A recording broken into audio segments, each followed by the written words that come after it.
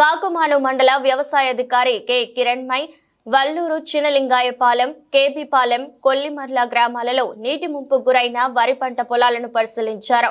పొలంలో నీరు ఉన్నను వారి మొక్క 4 నుండి 5 రోజుల వరకు తట్టుకోగలిగి తిరిగి కోలుకోగలదని రైతులకు తెలియజేశారు. మరియు పొలంలో నీటిని తీసివేసి 30 కిలోల యూరియా ప్లస్ 15 కిలోల MOP అదనంగా వేసుకోవాలి.